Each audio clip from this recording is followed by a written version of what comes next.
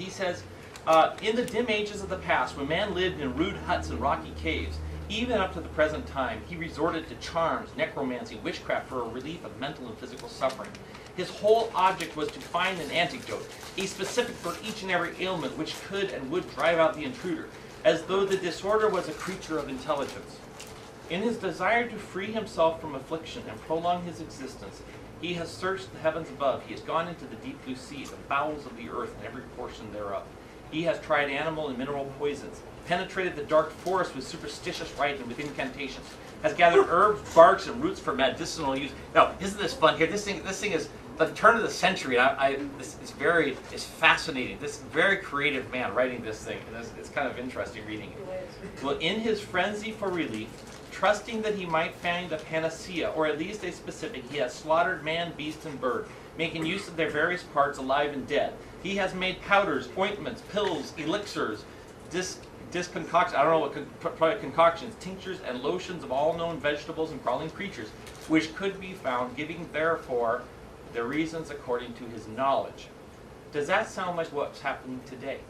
We are searching the rainforest. We are going all over the world trying to find, in fact, if you think things like digitalis, some of these medicines that we have were derived from like foxglove and from different herbs and things like this. We are on a hunt trying to find the plants and things that will be active and might help us breathe better, live better, and things like that. But then his next question, before he tells the story of Harvey Lillard, is this, and this is what I wanted to read tonight. One question was always uppermost in my mind in my search for the cause of disease. I desired to know why one person was ailing and his associate eating at the same table, working in the same shop, at the same bench, was not. Why?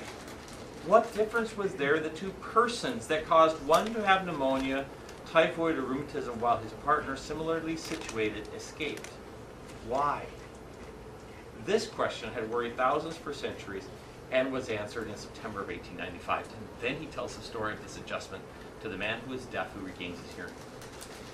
What was driving Dr. Palmer was to understand how someone sitting next to someone who is sick would not get sick, and yet the man sitting right next to him eating the same food, sitting working at the same shop, why would this person get sick but this person would not?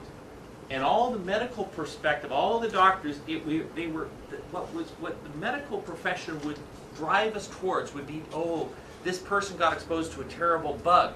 What's happened is the focus has been on the bug, not on the person.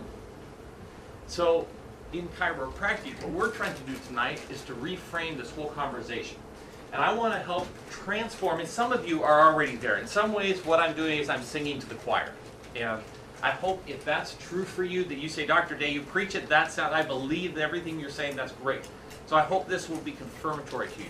For those of you who are sitting back saying, I'm not sure about this, it just seems a little odd, but I'm going to give this to you.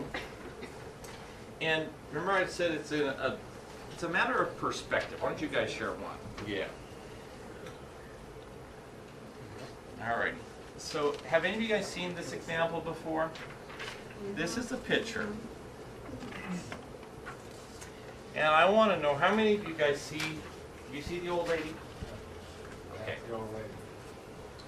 Do you see anyone else there? You see the young lady. All right.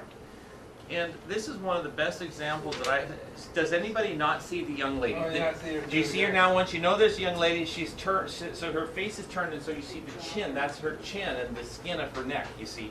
Where is she? She is, Her see, this is the old lady that knows that, this lady, see, this is her eyelashes over here, she's turned, this is her ear, this is her neck, and this would be her bosom. You see that? So she's turned, like her face is turned away.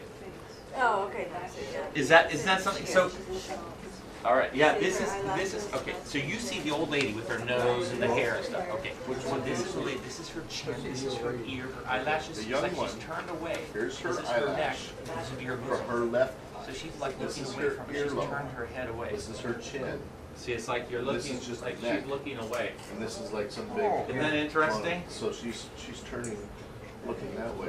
This So- is not her eye, that's her ear. Uh-huh. Yeah. Is it that, so once you see that, so tonight, do you realize that I want to take you and what you may have thought about the old lady, you might have seen that clearly, but I want to show you the young lady. And in this analogy, the old lady, the thing that's easy to see is the medical approach, okay?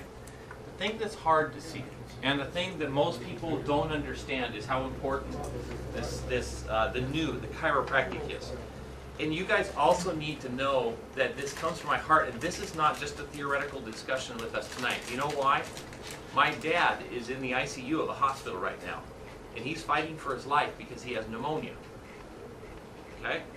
So this is not, now what's crazy is my dad has one of the invading microorganisms that really could kill him, is one of the ones that grows in hospitals and in clinics that's resistant to penicillin, right? So it's really kind of interesting. I'm standing here, I'm not critical of medicine, and yet we're kind of dependent on, we're hoping that the medicines that they have will work, and yet part of the need for the medicines is because the medicines created the bug's resistance to it, right? You understand? So I'm kind of twisted while I'm standing here, it's like, oh my, I'm conflicted, because here's my dad, and I hope that the medical, that they can save him and he won't die from this pneumonia, right? You understand?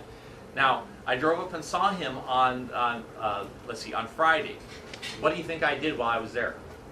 I adjusted him though, right? So there he's sitting there, he's got this vent in his neck and stuff, and I go up there and I say, Dad, because I want to make everything possible to my dad's immune system so that he can fight it as effectively as possible. So it is something that, so I don't want, when you hear, some of what I will say is somewhat critical of medicine, and I want you to hear that I am so appreciative of the medicines, and when used appropriately, it truly is a wonderful thing. But I'm hoping that we don't just think about the immune system the way that the medical doctors talk about it. I want to expand our thinking, because that's too small of a view of the immune system.